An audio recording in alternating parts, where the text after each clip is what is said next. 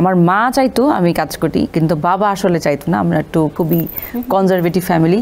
বাবা অনেক বছর আমার সাথে কথা বলেনি, 3.5 বছরের মতন আমার সাথে কথা বলা বন্ধই ছিল। ক্যারিয়ারে আমি 70% ক্ষুধা মিটে গেছে, বাট 30% এখনও আছে। আমি একটা মুক্তিযুদ্ধ ভিত্তিক কোনো একটা ওয়েব ফিল্ম বলেন, সিনেমা বলেন, সেটা আমি আসলে করতে চাই। আমি নেগেটিভ কোনো ওয়ার্কই এখন পর্যন্ত করিনি, যেটা কোনো মেসেজ যাচ্ছে না আমার মাধ্যমে আমার অডিয়েন্সের কাছে। এই দায়বদ্ধতা আমার মনে হয় প্রত্যেকটা আর্টিস্টেরই আছে। আমার জায়গাটা আমি ক্লিয়ার করলাম। আপনার সংগ্রামের গল্প কি ছিল? সংগ্রামের গল্পটা আসলে বড়ই ছিল, কারণ আমার মা চাইতো আমি কাজ করি, কিন্তু বাবা আসলে চাইতো না। আমরা একটু রক্ষণশীল যেটাকে বলে, খুবই কনজারভেটিভ ফ্যামিলি। তো বাবা চাইতেন না যে আমি মেয়ে হয়ে মিডিয়াতে কাজ করি। ইডেন বে কক্সবাজার সমুদ্র সৈকতের উপর নিজেদের একটি ঠিকানা। মাত্র 5 লাখ টাকায় আপনিও হয়ে যেতে পারেন এই হোটেলের মালিক। ইডেন বে, আ কনসার্ন অফ ভাইয়া হোটেলস।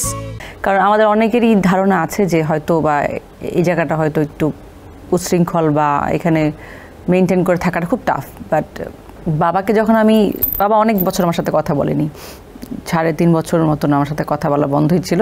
বাট ওই যে জিদ, যে আমি একটা কিছু করে দেখাবো, কারণ আমি জানি আমি ওরকম কিছু করবো না যেটার কারণে ফ্যামিলির মাথা নত হবে। তারপরে কাজ করতে করতে যখন সবাই আশেপাশে শুনছে যে নাদিয়া তো এরকম করছে, ভালো করছে, ইভেন মিডিয়া বিভিন্ন প্রোগ্রামে বাবা আমাকে আমি নিয়ে আসি। মিডিয়ার মেলা যেটা হয় আমাদের, পিকনিক হয়, পিকনিকে নিয়ে আসি, তখন বাবাকে প্রশংসা করে, আপনার মেয়ে তো আমাদের মেয়ে, ও এরকম ভালো। এত পজিটিভ কথা শোনার পরে বাবা বলে না ঠিক আছে, তখন মাথায় হাত দিয়ে বলে যে ওকে, এই জায়গাটা তুমি মেনটেন করবা। আর এখন তো বাবাই নিজে বলে যে কবে নাটক আসছে, কবে কি আসছে। ইভেন বাবার ফেসবুক থেকে বাবাও শেয়ার করেন। এখন একটা বিগ ডে আপনার জীবনের বলা যেতে পারে। অভিনয় শিল্পীদের অভিনয়ের একটা ক্ষুধা থাকে, সেই ক্ষুধাটা কি মিটেছে কোনো চরিত্রের মাধ্যমে?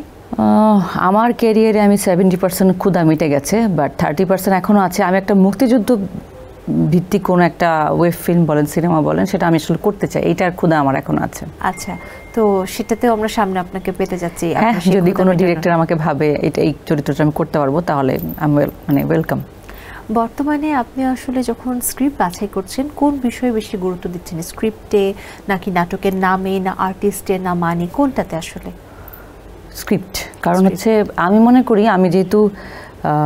আমি কিন্তু কোনো তারকার যে থাকে কম্পিটিশন, সেগুলো থেকে কিন্তু আমি আসিনি। সরাসরি আমি অডিশন দিয়ে কাজ করতে করতে অডিয়েন্সের পছন্দে আমি আসলে এই জায়গাটা এসেছি। যতটুকু মানুষ আমাকে চেনে, যেটাকে আমাকে বলে যে এখন সেলিব্রিটি বলে, এটাকে পরিচিত হয়েছে সবার কাছে। শুধু আমার একমাত্র জায়গা হচ্ছে আমার অডিয়েন্স, ওদের ভালোবাসার কারণে।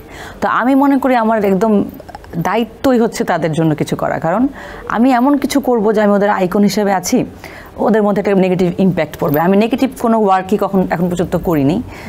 নেগেটিভ ওয়ার্ড ইন সেন্স যেটা হচ্ছে যে কোনো মিনিং নাই, কোনো মিনিং ছাড়া কোনো নাটক বা কোনো কাজ যেটা কোনো মেসেজ যাচ্ছে না আমার মাধ্যমে আমার অডিয়েন্সের কাছে, সমাজের কাছে।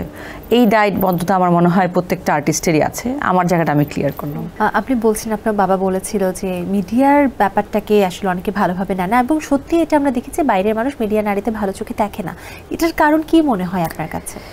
ওই যে এটা অজানা, প্রত্যেকটা অজানা জিনিস, তারপরে যেটা সম্পর্কে আপনি জানেন না সেটা সম্পর্কে আপনার ধারণা থাকবেই। এটা আমাদের জন্মগতভাবেই মানুষের একটা ধারণা যে যেটা আমি জানছি না হয়তো বা এরকম একটা নেগেটিভ ধারণা পোষণ করে নিবেই। ইভেন এটা ব্যাংকিং সেক্টরেও, মাল্টিন্যাশনাল কোম্পানি সেক্টরেও এরকম আছে। ভালো খারাপ পৃথিবীর সব জায়গায় আছে, সেটা সব জায়গার আপনারা হয়তো জানতে পারছেন, কিছু জানতে পারছেন না। আমাদের ফেসগুলো একটু সবাই জেনে জানে দেখেই একটা ধরি, যেমন ধরেন অনেকের ছেলের আর্টিস্টের 2টা বিয়ে হচ্ছে, মেয়ের 2টা বিয়ে হচ্ছে। এটা কি আর্টিস্ট ছাড়া মানুষের হচ্ছে না? নর্মাল মানুষের হচ্ছে না? তাদের এই আশেপাশে বিল্ডিংয়ে কতগুলো মানুষের এরকম হচ্ছেন, তাদের সম্পর্কে আমাদের কোনো ভ্রুক্ষেপই নেই। আমরা জানিই না তারা কি করছে। তো এরকম সবাই হচ্ছে, মানুষের লাইফে এরকম হচ্ছে। কিন্তু এই মানুষগুলোকে চিনি, এদের সম্পর্কে আমরা জানি, এই জন্য মিডিয়া জানাতে পারছে, এই জন্য হচ্ছে এইটা। পৃথিবীটাই আসলে খারাপ, পৃথিবীটাই আসলে ভালো, সবাই এরকম। ক্যারিয়ারের প্রাপ্তি কতটুকু আপনার? অনেক। আমার কাছে মনে হয় আমি আমার এই বয়সে যতটুকু পেয়েছি এটা আসলে একটা ব্লেসিংস। সবাইকে অনেক ধন্যবাদ যে আমাকে এতটুকু পাওয়ার সৌভাগ্য করে দিয়েছে, আলহামদুলিল্লাহ।